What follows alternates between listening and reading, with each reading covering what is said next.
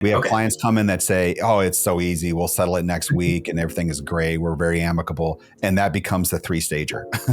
We have clients who say, well, they're so contentious that they're fighting over lampshades and silverware.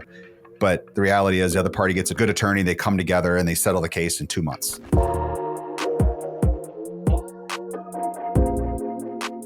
Well, hello and welcome to the J. Sterling Hughes Show, where we share the straight truth on how we have grown our family law practice from 0 to 25 plus attorneys doing over $15 million in revenue. And my purpose here is to document what's working and what's not working with hopes that you can take that and you can recontextualize that for your practice and shorten your success curve. And today's episode is the second one in a series, we hope, with Tom Hartin, attorney from Long Island, New York, who is starting a family law practice. And Tom and I met a few months back and we talked about maybe just like documenting this whole process as Tom starts from ground zero, like from the square one, Tom, to launching your practice and taking off from there. And one of the main questions you had for me in our recent podcast was fixed fees. Like, how do we do it? How do we quote it? How can you begin to understand that so you can model that for your practice? And so you're asking me these questions and I kind of looked at you kind of dumbfounded a little bit. And I said, wait, Slav, let's get Mary Sankey on our podcast because she is our resident expert in this. So we also have Mary Sankey with us today. And Mary is the leader of our non-lawyer consult team. And Mary's been with us. Mary, I'm going to mess this up. I want to say 6 or 7 years. And you've really seen all aspects of our practice. And you're an integral part of our sales team now. So did I screw that up? No, that was spot on. 6 years as of May. Okay, 6 years, yeah, as of last month. So Tom, today's podcast is all about fixed fees. And you started asking me questions and we stopped you because we want a fresh kind of take. So you're starting from also like a baseline understanding. So I'm going to just kind of step aside and let you kind of lead the Q&A with Mary today. Okay, awesome. Thank you, Jeff, for the introduction and for your time. And Mary, also, thank you so much for your time. So as Jeff said, I'm starting from literally ground zero. One of my interests in heading towards family law started with Jeff's podcast and a couple other podcasts that I listened to. And I was really enthralled by the way that that your team is applying fixed fee to the family law context. It's not something you really see very often. Like you said, I started asking him a lot of questions. He was kind enough to send me this spreadsheet that has all these different factors. I didn't even count them, but there's a very large number that are, to consider when quoting somebody on how much the process is going to cost. And so I have those factors. I have a basic understanding of, we do this in multiple stages. Like stage A might cost a certain amount, stage B would cost another amount. And then, I don't know if it gets to stage C or D, whatever is trial, then it gets a lot more. But that's pretty much the end of my knowledge. And I think I'm pretty good at math, but I took a look at that spreadsheet and I was like, there's a lot going on here. Yeah, again, started asking him a little bit more follow-up questions. And that, like he just said, that's when he said, let's bring Mary on because she is, I hate this word, but she's the guru of your firm at handling that. So I guess, I don't know, maybe we can just start like really basic. So, potential client walks into your office and you're doing the consultation, right? I think that's when the quoting takes place. Maybe you can talk about, what kind of questions you ask the client and maybe what are the most important factors that will influence the price of the quote? Yeah, that's a really good question. So the main contributing factors that are going to increase the price of a quote are going to be the 3 escalators that would really elongate cases. Those are child-related, custody placement, child support, debt and asset division, and then tax-related issues are really that third thing that could really make this go longer and be highly expensive depending on the issues at hand. So kids are number one. You want to protect them. It's the most important thing in your life, and you're going from 100% of the time and you're breaking that up between the two parents. So there's a lot of escalators that can fall into that category on who has the children in terms of time, who can make those decisions for the children. That's the first thing that is going to increase if there is issues at hand, the basement, what we call that baseline price. The next thing again would be that debt and asset division, your house, your retirement.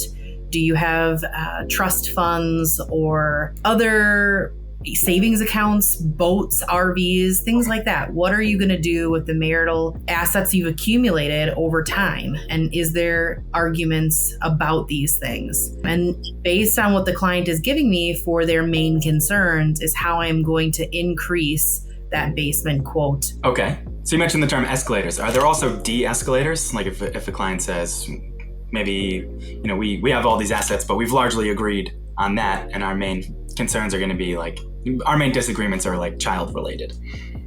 That's a great question. So we don't have de-escalators, but what we do have is different options available to clients based on the circumstances they present me.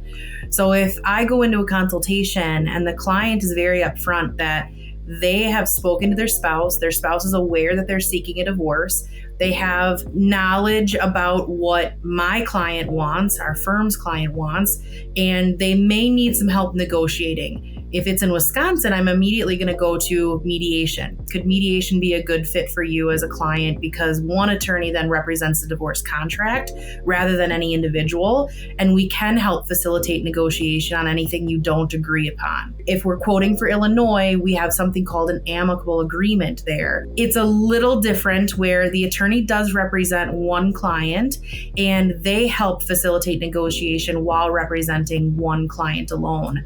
And it's a much faster and peaceful process in both states. I wouldn't consider that a de-escalator though. I would just consider that a different alternative that's also fixed fee. Okay. Would that be considered one of the stages? It would not. So when I'm quoting someone for full representation, I'm indicating to the firm that there is contested issues that not only need help facilitating and negotiating between parties, but also are going to be litigated in court. Maybe we need a temporary order hearing to establish rules and boundaries that both people must follow while the divorce is pending. That is going to be my indicator whether or not I'm moving into full representation quoting or an alternative option that we have at the firm. Okay, got it. Thank you. I understand. So maybe we can back up to the beginning. I don't know if you want to talk very specific numbers for a particular office or just kind of using general numbers. So we quote this base price. Are we allowed to talk about what approximately that base price is? Yeah, whatever you'd like. Awesome. As I'm listening to you ask these questions, I don't know if this is something that might be helpful, but Mary, can we open up even the quoting tool and you can just interview him or consult with him? Yeah. That would be awesome. All right. What was you had a question? Yes. All right. So client walks in and I don't know, maybe this, Jeff said, this might be better visually, but a client walks in and before they even say anything, we have this base price and it's not going to go below it, right? Correct. It could go up based on these escalators that you mentioned.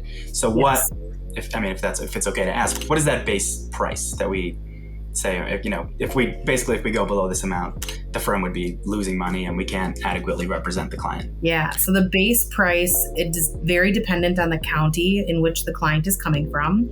So it ranges from $3,500 all the way to $4,750 as a basement. I cannot go below that. Dependent on the issues or escalators that will raise that basement price. The other thing to remember is as I'm going through the quoting tool, the system is literally adding up all of the escalators I am marking as the consult legal assistant.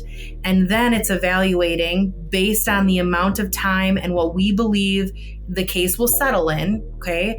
That is how we get our stage 1, stage 2, and trial fees. So 45% of the total escalators, including the basement, will be evaluated for your stage 1 fee. 55% is going to be the evaluation for your stage 2, and then 75% is going to be your evaluation for stage 3, otherwise known as trial. To supplement that too, Tom, is that we have attorneys in 2 different states. Yeah. And we go from a huge county like Cook County, which is Chicago, all the way down to very rural counties that maybe have 100,000 people that live in that county. So you can imagine the judicial systems are vastly different between those two. So our quoting process has to be able to accommodate both of those 2 different counties and the wide variance you're going to see in time and issues and economics and that sort of thing. Okay. Yeah, that makes sense. And I think that probably won't apply to me, at least in the beginning. I'm kind of working in 2 counties that have a similar population that's fairly large, I don't know, probably about 1.5 million people each. Eventually if I were to move into New York City, which is, I don't know, something like 8 or 9 million people, then I guess things get a little bit different. One more question. So you quoted, let's see, the base price, I'm just going to pick an easy number, $4,000. Does that apply, that's split among the stages, or that's the price for stage 1, and then is it like duplicated at each stage? It will be eventually split between each stage depending on the escalators that I select. So My basement is going to be $4,000 for a divorce. We're going to just use Green Lake County, Wisconsin as an example. Okay. And then the client tells me there's a temporary order hearing on February 13th. I'm going to select there's a hearing. That's $1,500. They also tell me there's children, and one party is seeking full custody and sole physical placement because the other party has an extensive drug and alcohol dependency problem. Well, now I'm not only marking the escalator for children, which is going to be another $1,500. I'm marking the escalator for full custody, which is $2,000, and sole physical placement, which is an additional $2,000. Then I'm also marking the indicator that we have drug and alcohol dependency with mental health concerns, which also increase. So as I'm having this fluent conversation with the client, behind the tool, our calculator is adding up everything that I'm selecting that the client is telling me that is going to increase the need for our attorney to spend more time with this case, as well as it's going to be a difficult case given the mental health concerns, the alcohol dependency or drug dependency on that particular case. At the end of my consult, the tool is going to add up the total and it's going to split those between 3 separate stages. So again, it's 45 for stage 1, it's 55 for stage 2, and it's 75 for stage 3, otherwise known as trial. Okay, thank you. That's really helpful. So maybe would it help, like Jeff mentioned, if we maybe walked through a concrete example? Absolutely, we can do that. Would you like me to share my screen and you can see our quoting tool live, or would you like me to just pretend to role play as a CLA agent and ask you a variety of questions? I think both, right? I think, let's say I'm a client walking in, you're going to ask a lot of questions, but this way I can also see what you're clicking on and how the math is being done.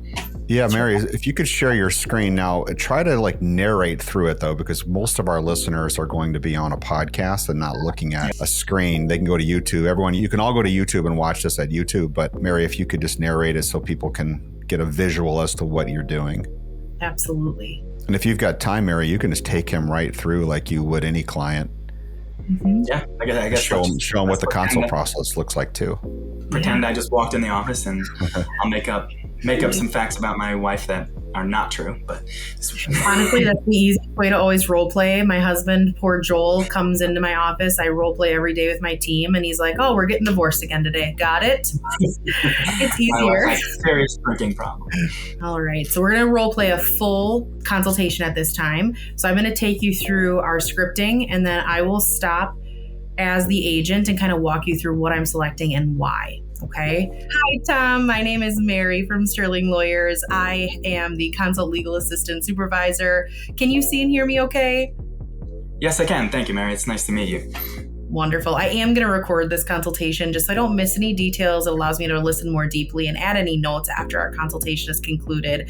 Why don't you start off? What is the most important information that I can get for you today? Sure. So I've been married to my wife for 5 years. We have 2 children together, and unfortunately things are no longer working out. We are seeking a divorce. Divorce is largely amicable, but we have a number of assets that we would like to divide, and there are also some mental health issues that I would like to discuss. Okay, that sounds really good. I can absolutely get you information on the timeline of your case, as well as just different options due to mental health concerns when it comes to full representation.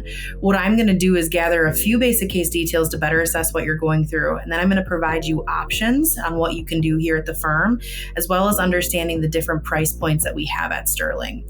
So tell me a little bit more. What's going on between you and your spouse that has led you to call into a law firm today? There's been increasing distance between my wife and I over the last couple of years. We were married for a few years. Everything seemed to be going great. We have 2 children. Like I said, they are 3 and 18 months. And over the last maybe year or two, I've noticed some distance kind of between us. Kind of started out slowly, and then more recently I noticed my wife seems to be having like a lot of anxiety, depression, and I suspect there may be some drinking involved as well.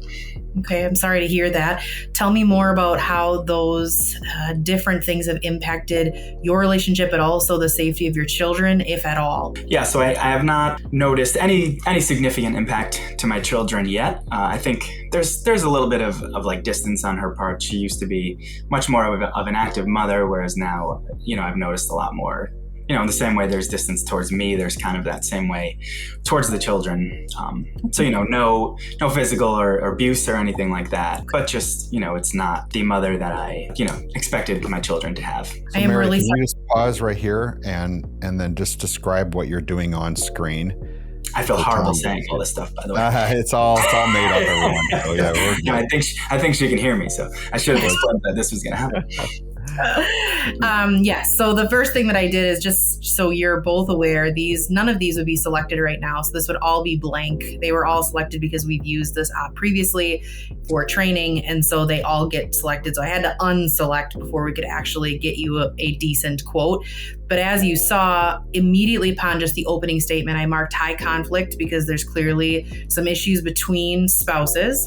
And then I also marked that there's some escalators due to the substance abuse. So this is discretionary. I mark this if domestic violence is brought up, as you brought up substance abuse here, addiction, or if there's the need for a psychological evaluation. Now I scrolled up to the top and I'm really focusing on these big ones. So I heard you say there was no domestic violence, so I remarked that as a no, but I'm leaving mental health concerns as well as substance abuse on here right now because you've previously mentioned those as you go through your situation. All right, we're going to go back into role playing. So the next question that I would ask you is, Tom, so I understand the dynamics between the two of you are very strained and it started to impact your relationship and a little bit toward the children as well. Are you and your spouse still living together? We are still living together, yes. Okay. And right now, the parenting time, are you sharing that equally, the responsibilities for your daughters, or is one party more used to handling doctor's appointments, school appointments, extracurricular activities? So I would say, the parenting time is not completely split. My wife she is a stay-at-home mom, and I have a fairly busy job as an attorney. So, she definitely spends more time with the kids, though I will say, I do make an effort to attend pretty much all the doctor's appointments, sporting events, stuff like that. I am always make sure that I'm available for that stuff. I'm, home for dinner every day. So, in no way do I not spend a lot of time with my kids, but, given the fact that I work and she's a stay-at-home mom, yeah, she does spend more time with the children. Okay. Given that's your current relationship, as you're thinking about a divorce, what would you think is in the best interest of your two children? Would it be joint custody and joint physical placement? Or because of the mental health concerns and substance abuse issues, are you seeking to have more placement? I think eventually I would like to see a joint 50-50 split. I don't want the kids not to have their mother in their life, but I don't know. I would like to see some type of maybe counseling and improvement with the issues that she's having before. Absolutely.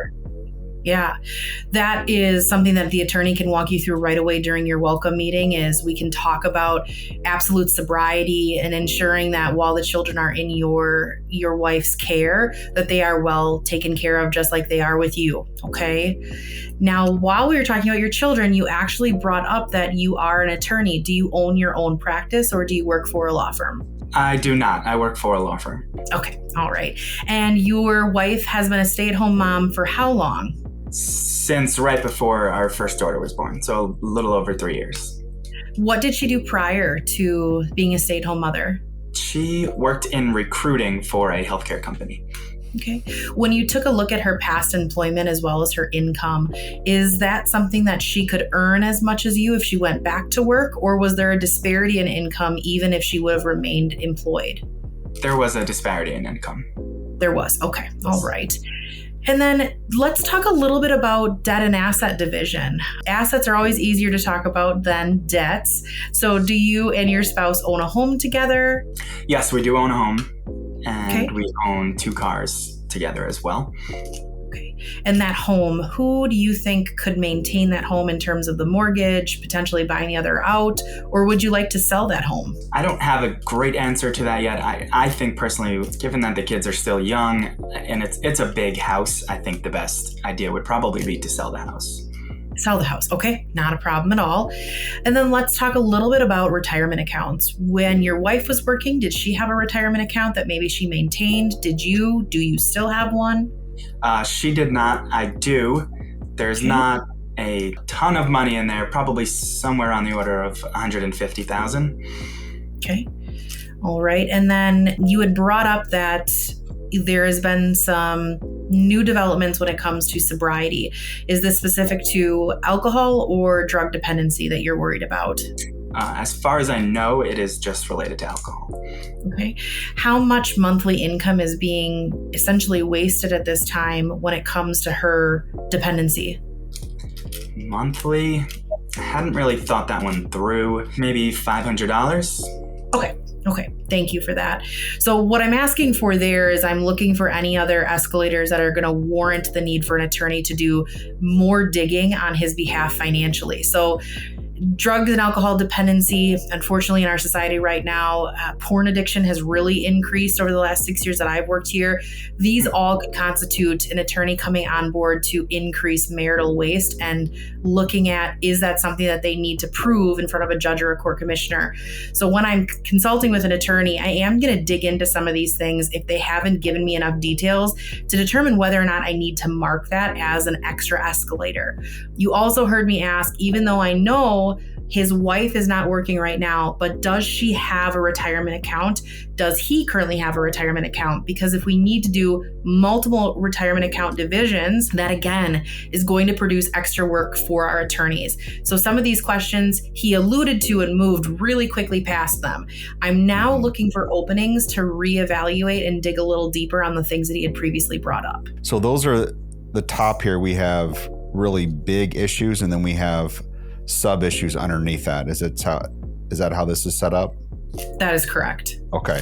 So you can see there, Tom, that she clicked the assets under 1 million. So we can have assets between 1 and 3 and 3 plus, I believe is what's on the screen here. And each of those creates a different base depending on what the initial valuation is.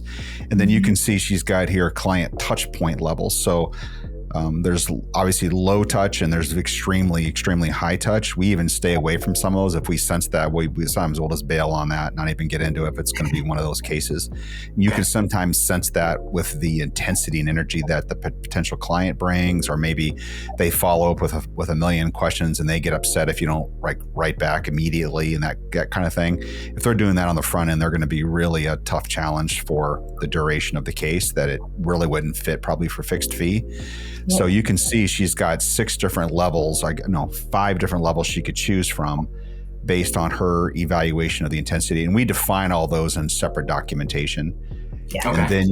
And then you can see she job sent to stage 1 specific escalators. And then you can see she's got a hearing potential. She could check that.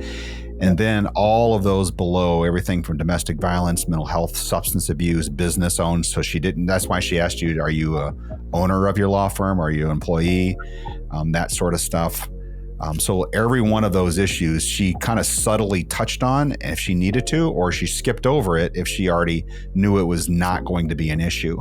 So you can see she's checked every one of them out. She's so skillful. She probably blew through this and didn't have to ask you some things. And some things were multiple answers to one, and she checked those. Yeah. So, and then scroll up a little bit more so we can see more at the bottom where you have other qualifiers. These are very specific things that we have found over time. Now, this quoting tool has been built on thousands and thousands of divorce cases, okay? Through hard knocks mainly, learn which one of these qualifiers are what, where to put them at, and how much to evaluate them. But you can see we have a bunch of them here. So I'm going to run through those for the sake of our audience listening. And then, Mary, if you want to drill into these following me, that's great. But we have bankruptcy, pending. That always elongates cases. There's a bankruptcy, or there could be a bankruptcy that'll go right away.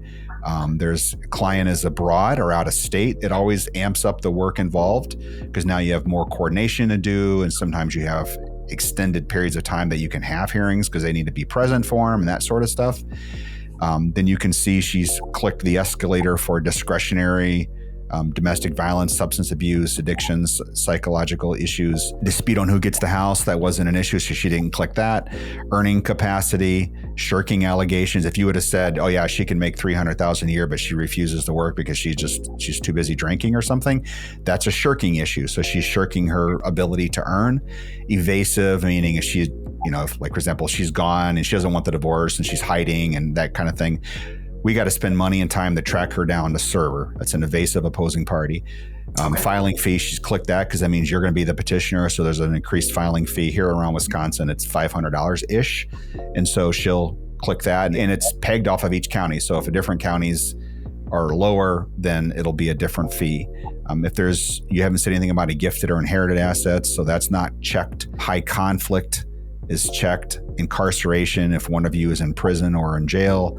Infidelity, not that that's a legal issue, but infidelity, new significant other, it raises the emotional intensity significantly.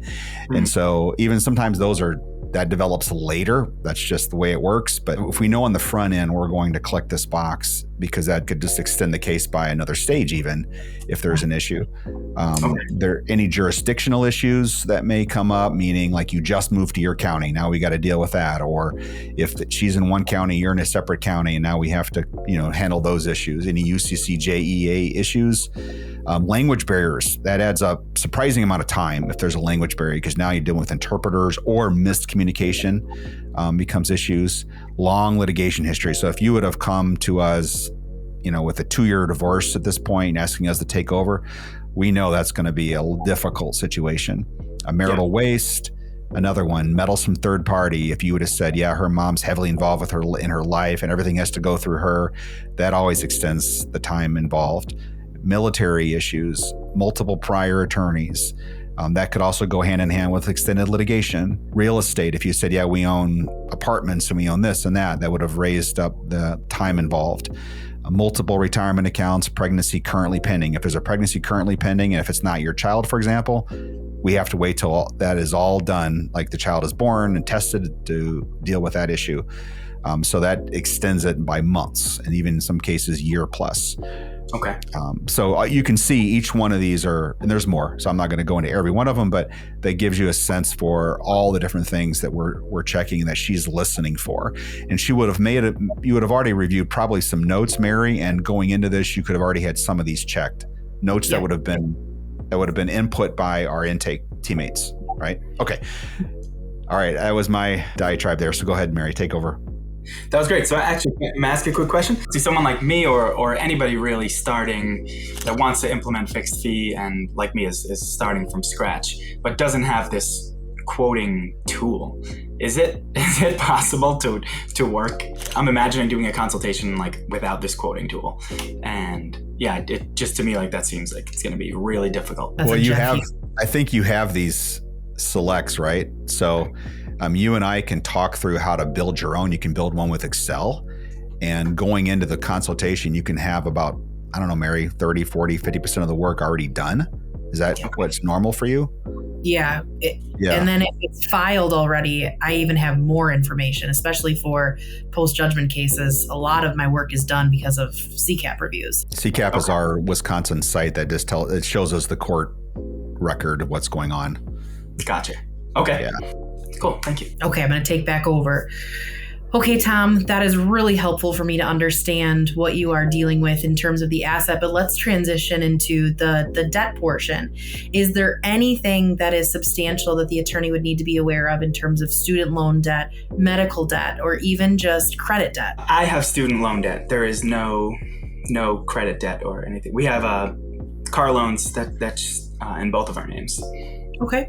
When you put together your student loan debt as well as your car loans, is that below $20,000 or above $20,000? Above $20,000. Okay, perfect.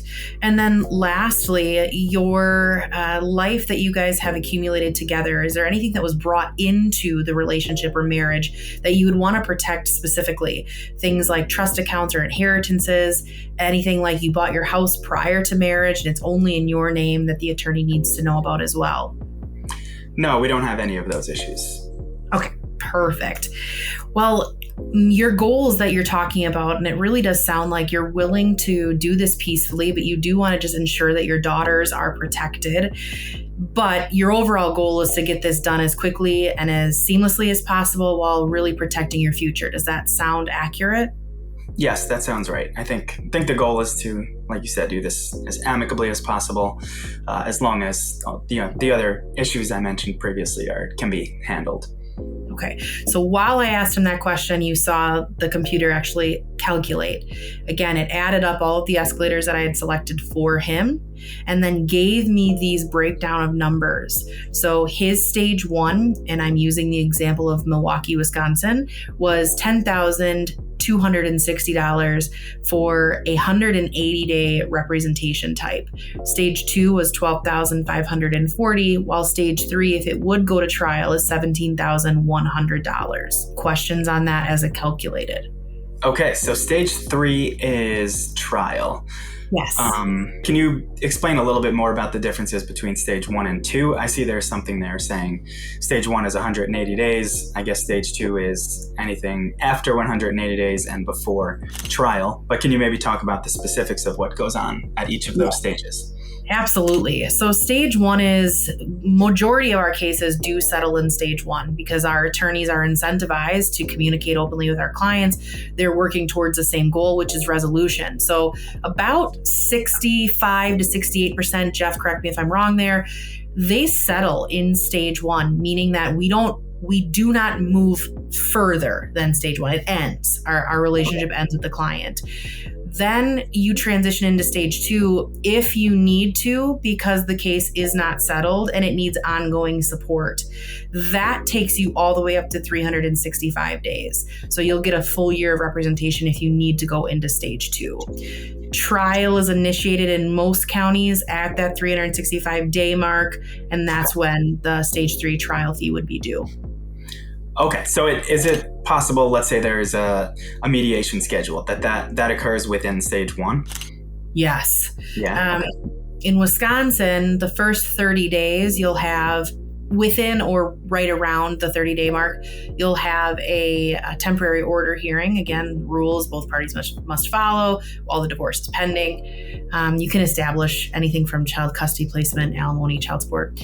And then it really goes into the mediation process with the county, trying to get you to agree on custody and placement arrangements for your children. You also do that with your attorney. So you're actively reaching out from Sterling to the other side, trying to reach settlement and trying to settle this case in whole. Okay. Tom, we're going to have a future podcast because how to sell this can be very different than selling hourly. And Yes. It's the real key to getting it to work. And so a couple things I want to amplify on that, Mary. I think it might be closer to 50% of our cases settle in the first stage. And I think the 60% number you quoted has to do with sometimes we'll allow a client to add a month or two after stage 1 at a much reduced rate. And that's when about 65 to 68% of our cases resolve. So a exceedingly high number of cases resolve in those first 6 to 8 months or so. And then for the rule of thumb that we've got in our firm, Tom, is about 50% settle in stage 1, about 47% will settle in that second stage that requires more litigation. And sometimes they'll get right at the end of that 365 days and they've got a few more issues. And so we'll break up the stage divided by the number of months. So let's say it's, 8 months or something at that, because it's usually a little more than a year. Then what we'll do is we'll just say, okay, you can pay $1,000 a month or something like that for the next 2 or 3 months to get your case over with. We won't charge them that full, fee all over again. We do break them up and allow that. And then about 3% of cases are set for trial. And about half of that 3% actually go to trial. So about 3% set for trial. So that means we collect the $17,000. And then about half of those, so 1.5% of our total cases actually go to trial.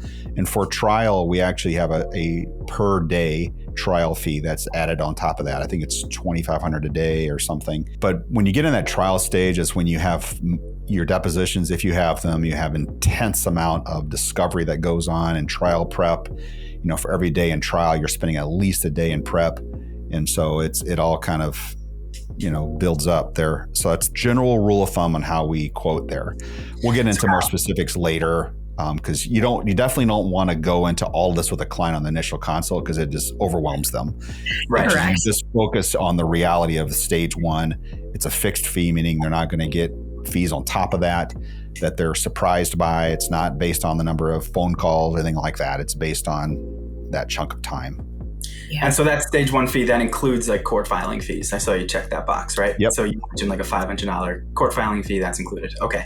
Yeah. So we want to make it as simple as possible for the client. We want to include all costs baked in, so we're not sending them invoices and all that.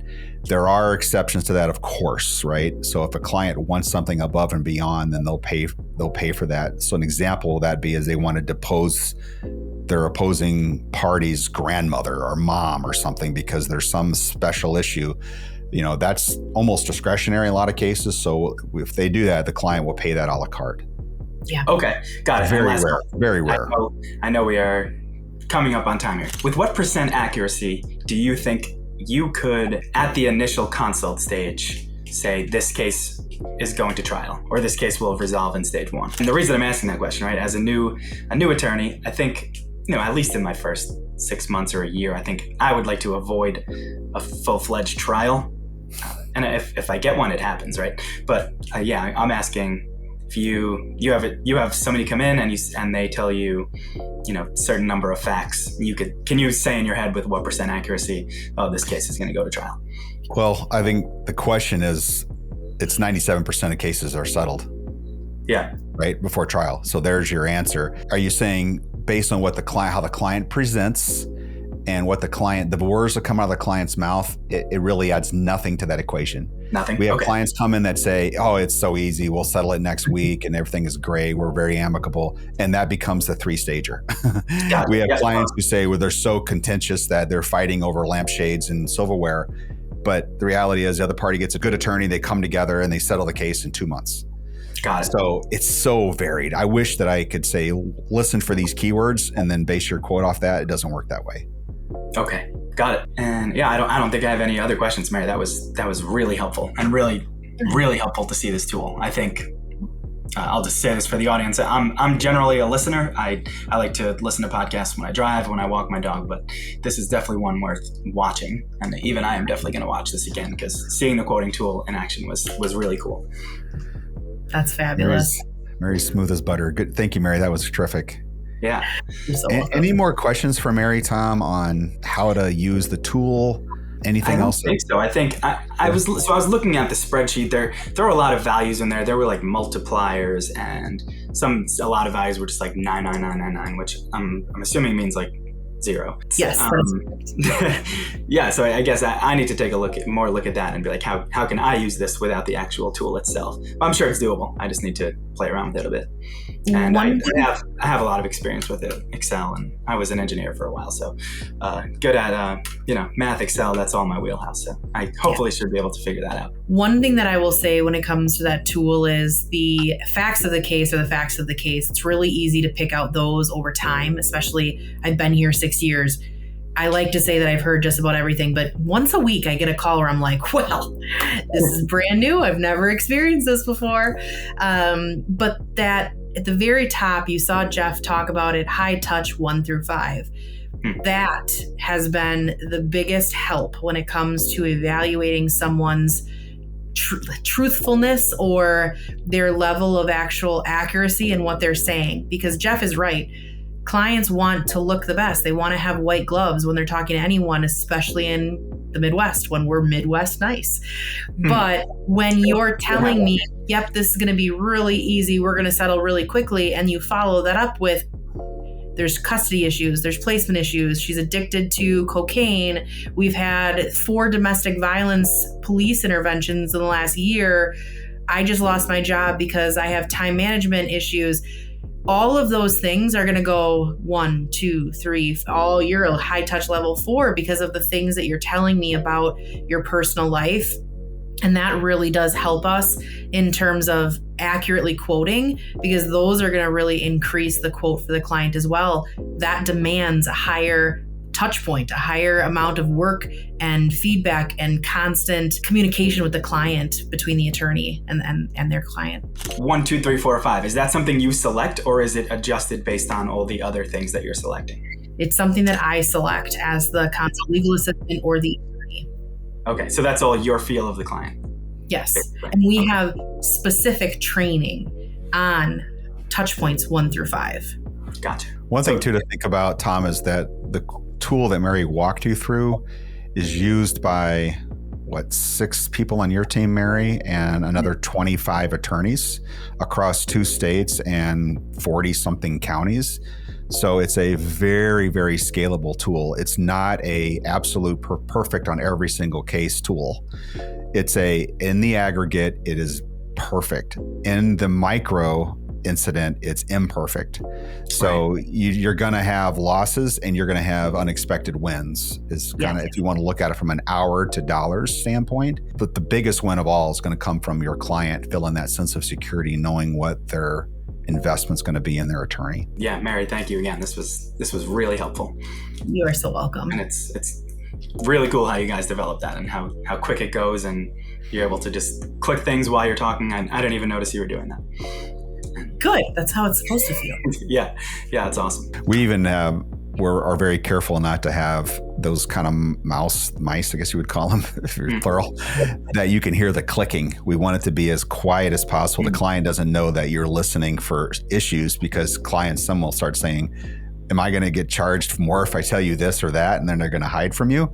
So, some of them will do that. And so you want it to be as smooth as possible. So these are generally on the phone, right? Or They're video. Generally on video. Yeah. Generally video. Okay. Yeah. Never live though. No, sometimes they're live. Usually they're only live with attorneys, not with our consult legal assistant though. Some people want to meet with an attorney in person, and so they'll do those that way. Well, thank you both. This has been great. Mary, thank you for your time here. This has been really, really helpful, and great questions, Tom. You did a good job with the Q&A. No, thank you, Mary. That was all you. That was really helpful. Yeah, and if anyone else wants to watch this on YouTube, you can go to J. Sterling Hughes on YouTube, and you'll find this video there, and so you can follow through what Mary was doing.